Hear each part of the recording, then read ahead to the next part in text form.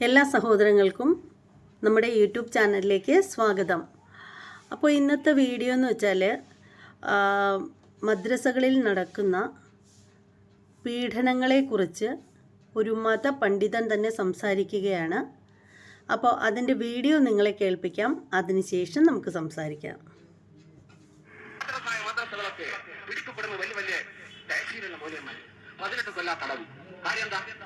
പ്രായപൂർത്തിയാകാത്ത കുട്ടികളെ കൊണ്ടുപോയിട്ട് ലൈംഗിക ആഭാസങ്ങൾക്ക് വിധേയമാക്കണം. പണ്ഡിതന്മാരെ എന്ത് പുണ്ണാക്കിയ പണ്ഡിതനായ പ്രായപൂർത്തിയാകാത്ത പൈതങ്ങളെ ലൈംഗിക വൈകൃതങ്ങൾക്ക് വിധേയമാക്കിയിട്ട് വലിയ വലിയ ഡിഗ്രി വെച്ച് നടക്കുന്ന ഈ കാപ്പാലികന്മാരുടെ ലിംഗച്ഛേദം നടത്തേണ്ടതല്ലേ? ഒരു മാന്യന്മാര് ഇവിടെ പറഞ്ഞു കൊടുത്താല് സുതാര്യമായ കാര്യല്ലേ? പരസ്യമായിട്ട് പറയാൻ തുടങ്ങിയ അഡ്രസ്സില്ലാത്ത അവസ്ഥ ഉണ്ടാവും. ആ മേലെന്ന് വലിയ ഉദ്ധാരം മുതലും തുടങ്ങേണ്ടി വരും. അപകടാവൂലേ ഇത് പറഞ്ഞാൽ? എന്തിനാ അബ്ബാസ് അത്ര രൂക്ഷമായി പറഞ്ഞേ? നിങ്ങൾ എന്തിനാ അങ്ങനെ രൂക്ഷമായി ചെയ്ത്? സാധാരണക്കാർ ചെയ്യോത് പള്ളി കാണുമ്പോ ബഹുമാനമല്ലേ സാധാരണക്കാരന്റെ മനസ്സിൽ? പള്ളി കാണുമ്പോ ആദരവല്ലേ സാധാരണക്കാരന്റെ മനസ്സിൽ? പള്ളി കാണുമ്പോ ഇത് അള്ളാഹുവിന്റെ പരിശുദ്ധമായ ഭൂമിയിലെ ശിആറാണെന്ന ചിന്തയല്ലേ സാധാരണക്കാരന്റെ മനസ്സിൽ? അത് കാണുമ്പോ ഇവിടെ പാരൊക്കെയുള്ള നമുക്ക് പറ്റുന്നത് നോക്കുന്ന ചിന്ത ഒരു സമൂഹത്തിന് നേതൃത്വം കൊടുക്കുന്ന ആളുകളുടെ ഹൃദയത്തിൽ വളർന്നു വരുന്ന രീതിയിൽ ഒരു സമൂഹം നിപതിക്കുകയും അവരൊക്കെ ഈ ഉമ്മത്തിന്റെ വലിയ നേതാക്കന്മാരാണ് എന്ന് പരിചയപ്പെടുത്തുകയും ചെയ്യുന്ന ദാരുണമായ രംഗത്തോട് സമരം ചെയ്യുക തന്നെ ചെയ്യുമെന്നാണ് ഉസ്മാൻ പ്രഖ്യാപിക്കുന്നത്. അവരെ ഹൃദയത്തെ നന്നാക്കണം, അവരെ ആട്ടി ഓടിക്കല്ല. പൊന്നു ഹബീബന്മാരെ അപ്പണി ശരിയല്ല, മാറണ്ടേ? മദ്രസകൾ നടത്തിക്കോളി, ഖുർആൻ പഠിപ്പിക്കണം, ഹദീസ് പഠിപ്പിക്കണം, ഫിഖ് പഠിപ്പിക്കണം, സുന്നത്ത് ജമാഅത്ത് പഠിപ്പിക്കണം. ഈമാൻ ഹൃദയത്തിൽ വേണം. അല്ലെങ്കിൽ പഠിപ്പിക്കൽ അങ്ങനെ നടക്കും, പുറത്ത് പടക്കൽ വാറി നടക്കും. നമ്മുടെ പ്രഭാഷണ വേദികളിൽ വ്യഭിചാരത്തെ കുറിച്ചുള്ള ചർച്ചയില്ല. വ്യഭിചാരം പാടില്ലാത്തതാണ്. വയൽ കേൾക്കലുണ്ടപ്പോ ഇല്ല. കാരണം എന്താ? വ്യഭിചാരം പാടില്ലാത്തതാണ്. പെണ്ണുങ്ങളെ സംസർഗത്തിനോ ഉപയോഗിക്കുന്ന വികൃതമായ ഏർപ്പാട്, അനുവാദമില്ലാതെ ചെയ്യുന്ന ഏർപ്പാട്, അനുവദനീയമല്ലാത്ത രീതിയിൽ ചെയ്യുന്ന ഏർപ്പാട് അവസാനിപ്പിക്കപ്പെടണം എന്നൊക്കെ പറഞ്ഞിട്ട് പ്രസംഗം വയല് അതൊക്കെ പണ്ട്. ഇപ്പൊ പ്രസംഗിച്ച വേഗത്തിനെ നോക്കും, നിർത്തിയേറി അല്ലേ? അല്ലേ അല്ലേ നിങ്ങൾ ആലോചിച്ച് നോക്കൂ. മലിനമായില്ലേ സമുദായത്തിന്റെ ഗാത്രം? മലീമസമായില്ലേ ഉമ്മത്തിന്റെ ശീലം? അപകടകരമായ രംഗവേദിക്കല്ലേ ഈ നേതൃത്വം പരിശ്രമിച്ചുകൊണ്ടിരിക്കുന്നത്? ഒരു നേതാവിനോട് കോളേജിൽ നടക്കുന്ന കുഴപ്പങ്ങളെ കുറിച്ച് ഓർമ്മപ്പെടുത്തിയിട്ട് രക്ഷിതാവ് പറയാണ്, എന്റെ കുട്ടിക്കൂടെ അന്തി ഉറങ്ങാൻ അനുവദിക്കണില്ല ഉസ്താദുമാരും കുട്ടിയാണെന്ന് പറഞ്ഞപ്പോ അതൊക്കെ സാമൂഹ്യ ജീവിതത്തിൽ സ്വാഭാവികമാണ്.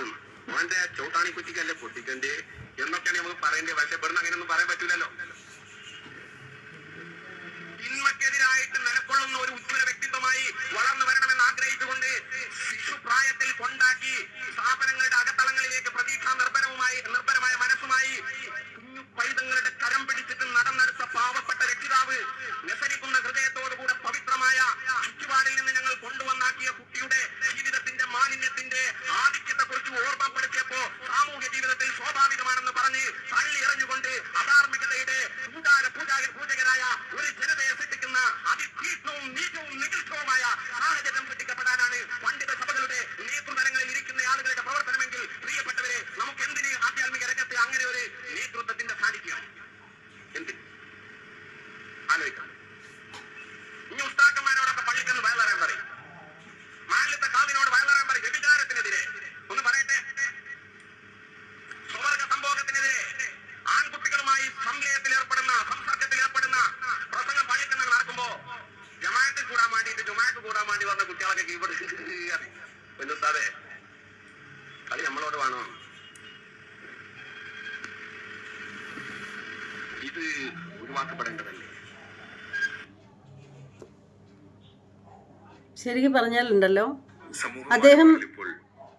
അദ്ദേഹം കാര്യങ്ങളൊക്കെ വളരെ വിശദമായിട്ട് തന്നെ പറഞ്ഞിട്ടുണ്ട്.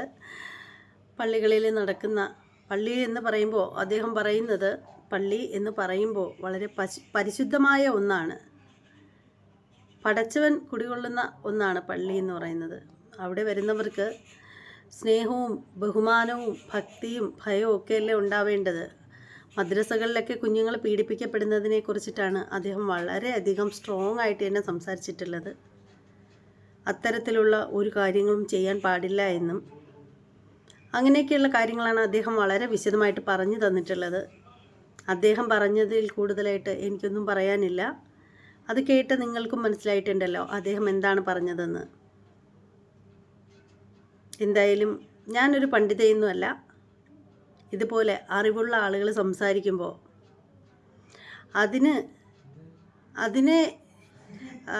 അതിനെക്കുറിച്ചിട്ട് എടുത്ത് പറയാനും ഞാൻ ആളല്ല. എന്തായാലും എല്ലാം നിങ്ങൾ കേട്ടല്ലോ. അപ്പോൾ ശരിക്കും പറഞ്ഞാൽ ഇത്തരത്തിലുള്ള മതപണ്ഡിതന്മാരെയാണ് നമുക്ക് ആവശ്യം. പലരും ഇതുപോലെ വന്ന് പ്രസംഗിക്കുന്നത് പല വീഡിയോകളിലും നമ്മൾ കേട്ടിട്ടുണ്ട്. അതിൽ ചിലരെങ്കിലും സെക്സിനെ കുറിച്ചൊക്കെ വളരെ മോശമായ രീതിയിൽ, സ്ത്രീകളെക്കുറിച്ചൊക്കെ വളരെ മോശമായ രീതിയിൽ സംസാരിക്കുന്നത് നമ്മൾ കേട്ടിട്ടുണ്ട്. സ്ത്രീകൾ പുരുഷൻ്റെ അടിമകളെന്നുള്ള രീതിയിൽ വരെ സംസാരിക്കുന്ന പ്രസംഗങ്ങൾ നമ്മൾ കേട്ടിട്ടുണ്ട്. ഞാൻ കേട്ടിട്ടുണ്ട്. യൂട്യൂബിലാണ് കേട്ടിട്ടുള്ളത്, ഡയറക്റ്റൊന്നുമല്ല. അപ്പോൾ ഇതുപോലെയുള്ള നല്ല വിവരവും ഒക്കെയുള്ള പണ്ഡിതന്മാരുടെ വാക്കുകളാണ് നമ്മൾ ശരിക്കും കേൾക്കേണ്ടത്.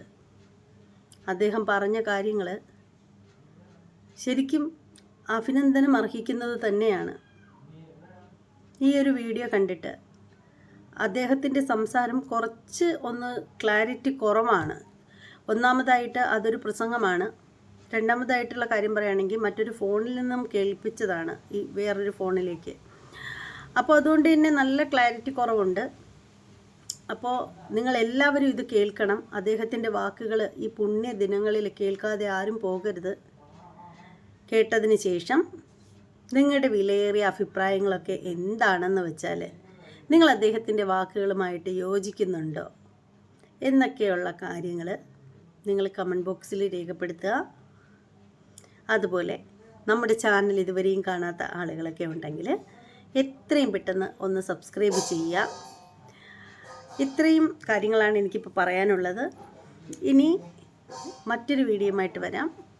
അതുവരെ എൻ്റെ എല്ലാ സഹോദരങ്ങൾക്കും നന്ദി, നമസ്തേ.